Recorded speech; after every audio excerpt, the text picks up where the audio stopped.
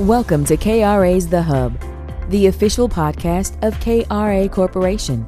And now get ready to hear workforce topics and trends you need to know on the go.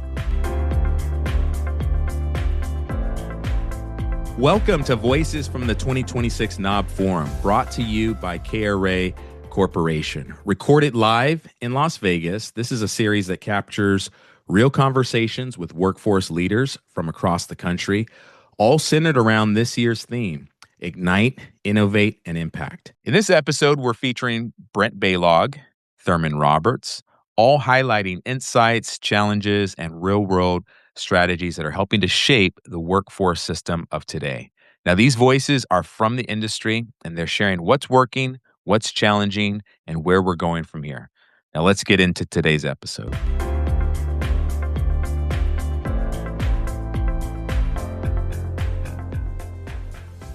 Welcome back to KRA's The Hub podcast. This is Jonathan Overall, the host of The Hub. We are here in Las Vegas, Nevada at the 2026 NAWB Forum, and we're in the podcast zone in NAWB Town here in the exhibiting hall. And I'm here with Brent Balog. He is the interim executive director of Clackamas County in the state of Oregon, Clackamas Workforce Partnership, and he is here with us. Brent, how has the conference been thus far? Thank you, Jonathan. It's been great. I definitely want to give a shout out to our friends at NAWB for putting on such a phenomenal event. A lot of opportunities to connect with peers from across the country, learn more about what they're doing, as well as, of course, learn from our different keynote speakers and workshop presenters. So happy to be here. It's my first NAWB conference ever, I should say, as well. So I couldn't think of a better introduction to the organization. So tell us about Clackamas County. What makes it unique from a workforce perspective and just the general landscape? Yeah, so Clackamas is one of Oregon's, we have two single county workforce boards, one of them being Clackamas County, and we are near the broader Portland, Vancouver metropolitan area. So there's actually a bit of the city of Portland in our jurisdiction, but most of our communities are actually suburban, rural, and frontier. So what's unique is we need to juggle and identify different needs of not only job seekers and community members, but businesses as well as our key industries. You know, some of those needs or access to resources, some of the socioeconomic challenges impacting our constituents look a lot different depending on where in the county they live.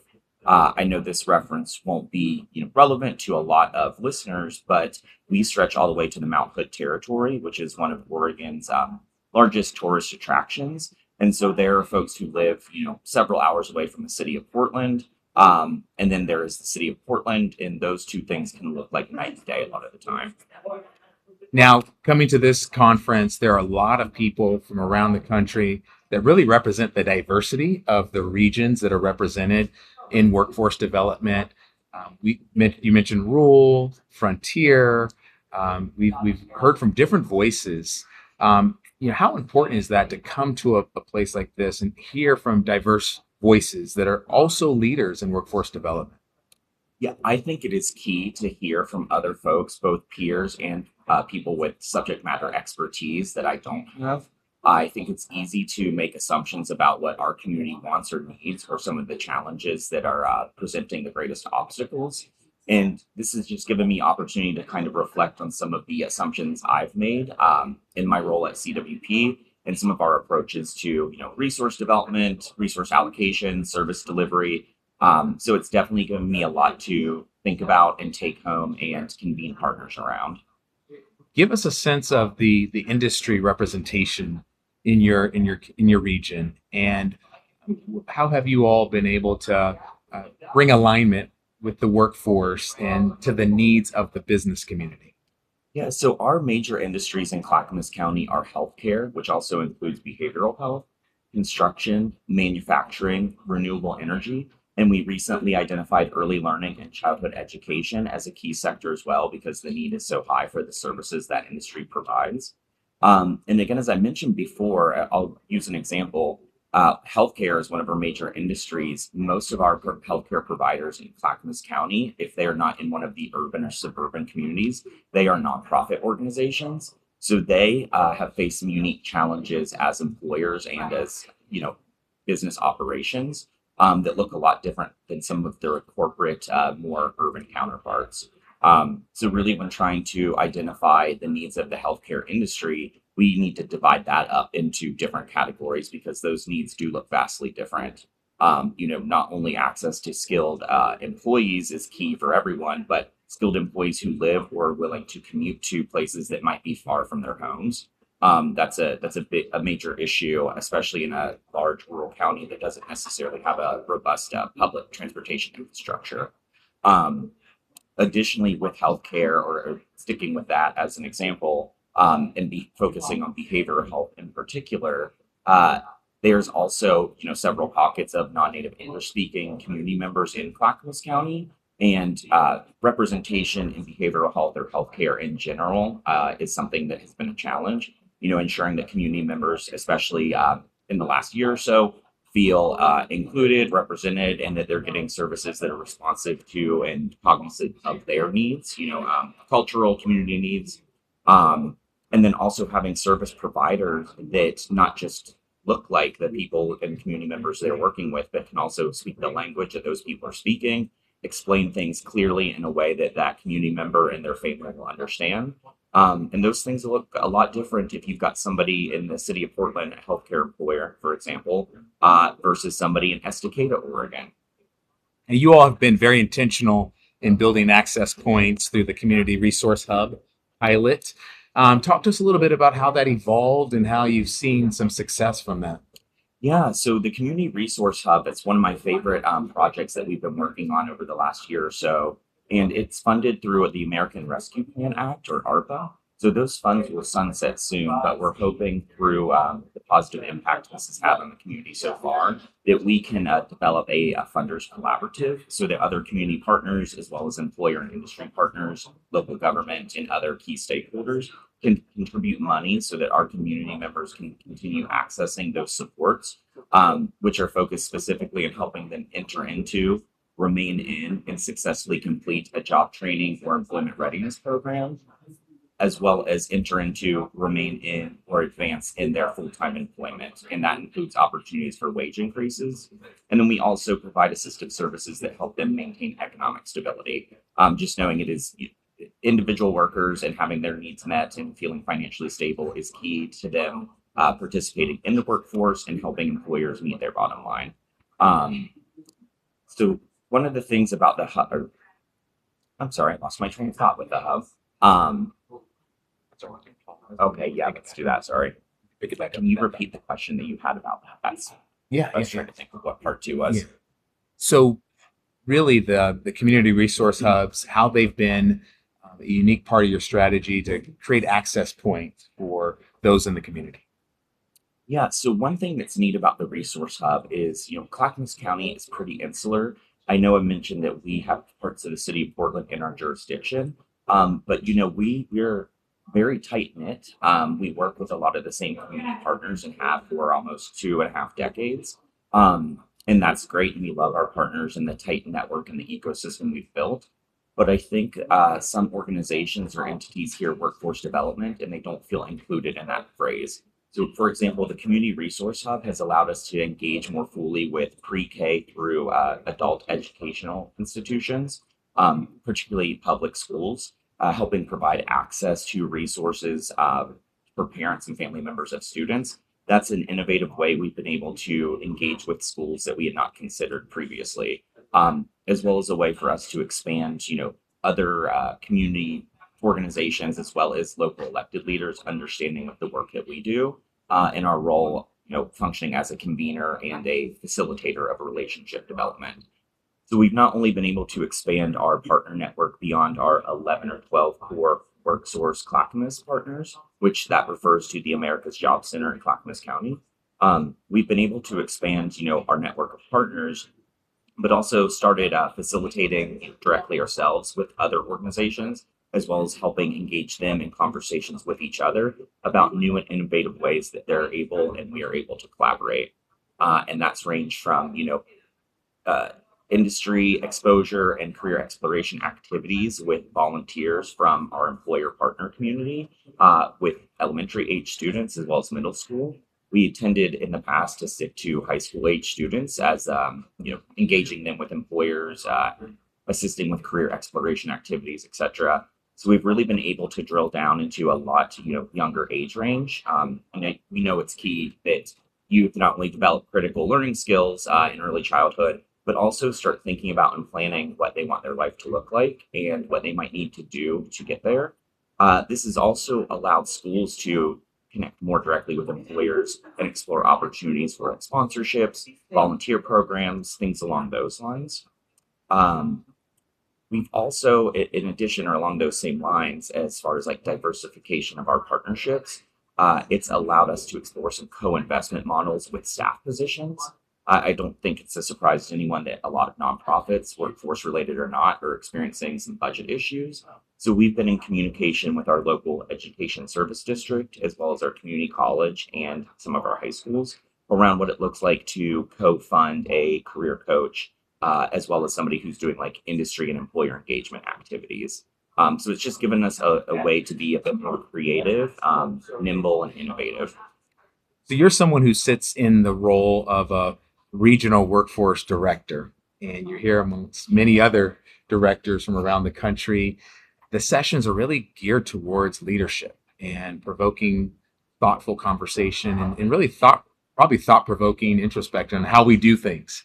Have there been any aha moments for you thus far, perhaps in some of the sessions and some of the conversations that you've had, even outside of the sessions at lunch? What's risen to the top as a spotlight for you in terms of the trending topics? Yeah, there is something that I've been thinking about for quite some time now. And one of this, it was our keynote, actually, our friends from Nevada, the two boards here, as well as the elected leaders from City of Las Vegas and other communities in the state and their Chamber of Commerce. They really sparked an idea in me, so much so that there is a grant I am submitting an application for due on the 31st. And decided today to completely rewrite it based on the conversations around how to engage with chambers of commerce, as well as how to better involve city municipal government in workforce development initiatives. So to go into a bit more detail with that, I mentioned nonprofits struggling recently because of budget issues. That extends to our chambers of commerce. They're not necessarily eligible for a lot of competitive grants in the way other nonprofits are, but they still need professional development opportunities and to build out infrastructure for their staff and their members. So I'm pursuing funding now that would allow CWP to act as kind of like a backbone to help provide some of that technical support and professional development directly to chambers of commerce, with emphasis on our rural chambers, as well as opportunities to leverage our existing partnerships and help cover the cost in full or partially for professional development, business consultation and coaching services for the small and medium-sized businesses that they're working with. So definitely was very inspired by the conversation between our friends from Las Vegas and Nevada. And I'm really excited about this opportunity and other new innovative ways to work with not only chambers, but other economic development and community development institutions. Now, the theme of this year's conference is Ignite, Innovate, and Impact. And the sessions have been geared towards that in the plenary, both the workshops around that subject. What do those words mean to you in your role as a leader? And perhaps what is some inspiration that you look to take back to Clackamas County and the Workforce Partnership there? Yeah, I would start with Ignite. I mean, certainly I'd like to say that, workforce development is a system made up of other systems, and workforce boards really do have our hands in a lot of different pots. And the very nature of workforce boards allows us to be pretty nimble and responsive to community needs as they evolve. So that's what comes to mind with me is, especially now more than ever, with nonprofits, but also private sector, employers and businesses facing challenges. What are some ways that we can be more creative and think outside of the box as a workforce board and do things that maybe we haven't done before, or do some of our current work differently? An example I'll use with the Ignite piece is, financial literacy is incredibly important, not only for individuals, but also for employers and business owners to be able to understand finances, credit and debt, and not just access resources and capital, but be able to avoid, detrimental situations that might get them into a hole or perpetuate economic instability. So we're looking at opportunities to provide no-cost personalized financial consulting services to job seekers and community members, and embedding that in our local America's Job Center with support from some of our local municipal governments. And honestly, I think that's also kind of hits the innovation piece on the head too. What I would hope to do, with Clackamas County is the petri dish, if you will, is engage some of our regional partners, particularly our partners in the Columbia-Willamette Workforce Collaborative, which is a multi-county, multi-state workforce initiative, looking to scale up some of what we're doing as far as like serving community members in different ways, and not just job seekers. Again, I think as a workforce board, people who are currently full-time employed, who love their jobs, who don't want to change industries, who don't need to increase their income per se, we should still be serving them in the ways that we can. And again, I know that we all are probably aware that community needs are looking different these days and things are changing rapidly. So I would love to engage those regional partners in this conversation as well. And then similarly, looking at how we can scale up some of the ideas around working with chambers and economic development institutions, with workforce boards, and I'll speak for CWP at least, we tend to have focused historically on our key industries. And as we should, that's our purview. But small businesses, medium-sized employers, they are also some of our key constituents, in my opinion. And I don't know if we've been serving them in the best ways that we could be able to. So looking forward to explore some of those opportunities, not only locally, but with our regional and our statewide partners. And I think the impact, to speak to that is, I believe when workers have their needs met, when they feel secure, when they feel that their family or loved ones are secure, they're able to show up in new and different ways and really contribute to the workplace. And I think that perpetuates a positive and inclusive environment, and also makes employers feel like they can get a bit more creative with how they're engaging with their workforce, and ensuring that workers do have a voice in the company, the organization, culture, policies, and practices. And I think that it also makes employers more inclined to contribute to the broader community around them, to invest in, local schools, nonprofit organizations, and not just, invest monetarily, but really get creative with how they're contributing to and partnering with community organizations. Brent, I want to thank you for joining the conversation happening here in the Hub and on this podcast. How you guys are bringing system alignment. You guys are also bringing access to the community, and also doing that collectively. And so thank you for sharing that with our audience, and how that theme of Ignite, Innovate, and Impact is influencing the work that you do now and going forward. Thank you for joining us today. Thank you, Jonathan. It was a pleasure. Welcome to KRA's The Hub podcast. This is Jonathan Overall, the host of The Hub. I am here at the 2026 NAWB Forum in Las Vegas, Nevada. Today is day number 1, and I'm joined as part of the podcast today with Thurman Roberts. He is the Tribal Navigator with Nevada Works in Northern Nevada. Thurman, welcome to The Hub. Thank you, Jonathan. It's nice to be here. It's my second NAWB, but it's always amazing to hear the conversations happening around the country and how Nevada works. And Nevada is a little different, leading the way in some aspects. So hoping to share some of that today as well. Yeah, no, I look forward to getting into some of that. First of all, tell us a little bit about your career journey. How did you get to the point where you are now as a tribal navigator? Yeah, I attended college in Northern California to be a teacher, actually. Moved back home to help my community, my tribal community. So I'm a Washoe enrolled member. Came back. Tribe didn't really have quite anything for me yet. So I did a lot of forestry, fire, working with CAL FIRE, Cal OES in California. And that transitioned to being their training coordinator. So I was a Sierra Forestry fellow through the Sierra Nevada Alliance. And then that just kind of blossomed into meeting the right people here in Nevada who did the Good Jobs Northern Nevada grants. I came in as the tribal career navigator, doing career exploration for Native communities and outreach and engagement to tribal communities within Nevada or Northern Nevada. So Nevada Works, for a little background, is 13 counties, 70,000 square miles with about 22 tribal communities living within that area too. So my progression to where I am now is just been a person who is of service to my community, who takes that as a very serious kind of priority in my life. So yeah. Yeah, KRA does work there as a one-stop operator in Northern Nevada. And in my work there, I didn't realize how wide the region was of Northern Nevada and beyond Reno, beyond that northern region. But tell us, what do you do as a tribal navigator with Nevada Works? What are some of your mission and your goals in that role? My goals. I think they tie hand in hand. My goals are primarily to understand these tribes' intricacies around workforce development, economic development, their governance, their constitutions, to be able to understand how to really engage from a workforce board's perspective, resources, initiatives, and tie those directly into capacity building opportunities for the tribe, for the tribal departments, even the tribal clinics. Right now, we're working with the Reno Sparks Indian Colony's Tribal Clinic to do an apprenticeship program around imaging.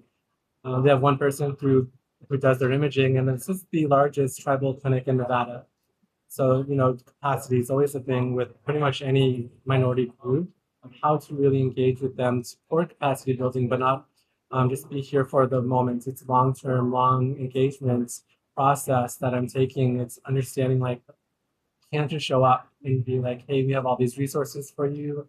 Why don't you take advantage of them? It's like, how do we as partners, as meaningful partners and collaborators, really make a deep, long impact for your community? But also a lot of the priorities that tribes have align with WIOA, with NAWB, with a lot of workforce boards. And it's another way of really blending, finances, program objectives. So my career with Nevada Works is I've been with them for about 3 years, and along that journey, keeping up with tribal changes, governance, leadership, program directors, and it's kind of turning out to be that we've been able to establish such great relationships with tribes and tribal agencies like the Departments of Native American Affairs, UNR's Native Nations and Indigenous Relations Office. So we're able to kind of collaborate, coordinate efforts so that we go in together as a group, and we have higher education, we have workforce development, we have tribal agencies, State Department agencies that are working together as a cohesive group to really kind of paint the bigger picture for tribes of how to engage with your regional partners, non-tribal and tribal as well. What do some of the access points for services look like, especially in some of the more rural areas that you see in Northern Nevada? And are you on the road a lot, helping to build some of these access points? Yeah, I'm on the road consistently. So I go from anywhere from I think my longest drive, if I was to do it in one shot, would be 7 hours. So from south of Reno all the way up to Elko and then shoot north to Oahe. So there's a tribe up there. The access points. So one thing that's great about the workforce system is we have what are called employee NVs, so business one-stops, where we're able to help coordinate. If I can't be out there, I'll be like, here's an amazing service that does the same things that Nevada Works oversees and helps fund through WIOA to access those services. But another point that I've been working on with the Departments of Native American Affairs is educating DETR, Departments of Employment Training and Rehabilitation, and those front servicing employees in these one-stops about tribal specific, engagement, communication styles, culture, language, and even local history. Sometimes, understanding the history of a minority group helps center your conversation around empathy and not just being like, here's another person looking for services, but they might have services in their tribes, their own tribe, but understanding the local history helps that conversation to be open up and that trust to happen with an individual to be like, okay, I have to share this information to get services, or it's not just another person. It's a very specific reason, people in general go into those locations. And for tribal communities, I think it takes a lot more trust to be built and understanding just because of the history of our country. and even Nevada in general, to be honest. As you look back in your time in this role, what have been some of the successes and you look at that you would like to spotlight and share with our audience? I think probably right off the bat, we did a kind of cultural responsiveness training with theater, and a lot of their department heads, around 100 people attended, and it was to bridge that gap, that culture language gap, with theater, and it strengthens the relationship with theater, Nevada Works, and other state workforce agencies. So that's probably a great one. Another one that we're working currently on is with UNR's Indigenous Relations Office around their Native Nation Center, and the Tech Hub funding that UNR has gotten. And Nevada Works has written into a lot of these contracts, but there's a large tribal engagement component to it that, talking about lithium extraction with tribes is very sensitive subjects, because pretty much all of the country is native lands, has a lot of sites that geothermically and are sites that native communities hold as sacred, and they ended up being an extraction site or a site where minerals might have been found. So it's trying to have that conversation and being that almost like translator for native communities to public companies to major institutions that are so trying to bridge that gap, that conversation, and make sure that tribes are there at the table when discussions about policy program development are happening, so that it's not a lot of really smart people just making these programs, but it's informed from the ground level, so that and then it's more accessible that way to the communities that they're being designed for. Such an important need, whether any community that you're working in, advocacy is so important. You're a representative, you're a liaison, and the tribal community, there's a strong need there for that in your region. Great. Now we're at NAWB, and this is an event that we talked about earlier. It's a great opportunity to meet new people, old colleagues, current colleagues, collaborate, share ideas. The theme this year is Ignite, Innovate, and Impact. What do those words mean to you, and how do you see that translating into your role as a tribal navigator?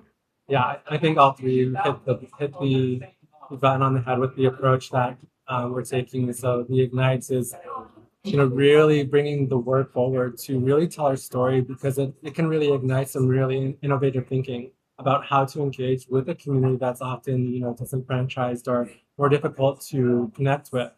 The impact component, I think, is the long game. With working with any minority group or any kind of group that feels disassociated, the long game has to be the overall goal. You can't just come in and be like, hey, we have an amazing program, this great structure that's here to support you. It's getting to the ground level to really increase impact at the community level. And there it goes. It can really impact families, generations, and then the community, to really uplift themselves, to be able to find a sense of purpose. I know it was said before here that economic development is workforce development. So that's the other impact of it, is getting a person to a place where they're not only economically flexible, mobile, and they're able to take the skills that they've learned through the training that we provide, and it being very regionally specific. So it helps the person become very trained in the skills that are happening around them. So they're able to not only maybe move off the reservation, own a small business, and develop that small business into something that's more meaningful for their family, and keep them moving forward in a way that's not only economically feasible, but also it allows a person to maybe even come back to culture. A lot of the people that I'm running into on the ground are maybe people who've been to prison, who are finally able to get out of prison, but coming back to culture and language, going back to the sweat lodge, learning our languages again, to really find a place of how our culture feels in our body, and finding peace with that, and then being able to move forward with in a way that they feel they can have control of their life. Well, Thurman, I want to thank you for sharing your insights, giving our audience background on the work that you do, and really bringing awareness to the communities that you're working with in Northern Nevada, a broad scope regionally, but also the work that you do also shares how diverse workforce development is, and the issues and challenges. some of the challenges are universal, but they're also specific to the community. Yeah, the universality of workforce development is caring for the people that you're there to serve, and remembering who you are. I think in center design, like we all have issues, we all have struggles, but those can provide us a sense of connection, and then taking that forward as a servant to the people. So yeah, thank you as well. Well, Thurman, I want to thank you again. How can people find out more about Nevada Works and the work that you're doing? So NevadaWorks.com is our kind of official website. We're also on TikTok and other social media platforms, just trying to get the word out. It's also learning how to tell our story. Sometimes, I want to share some really big things that are happening, but, from a Native perspective, sometimes that feels a little boastful. And so sometimes my stories tend to just be like untold, like even with broadband, solar initiatives that we're working on right now. So it's like, but I'm trying. So myself is, T Roberts at NevadaWorks.com. If anyone just wants insights, tribal engagements, keeping in mind that Nevada is very specific as we don't have a lot of casino tribes. So economic development is a little different here for tribes as well. That's great. That's one of our themes. If we don't tell a story, who will? In workforce development. Well, again, Thurman, enjoy the rest of your time here. It's in your home state, and today is also Nevada Day. Yes, sir. At the Forum. So enjoy all the festivities, and we'll see you next time. Thanks. Thank you for listening to KRA's The Hub. Don't forget to subscribe to the podcast on Spotify, Apple Podcasts, or wherever you listen to podcasts. To learn more about KRA Corporation, visit www.kra.com. Thanks so much for listening, and we'll be back soon with a new episode.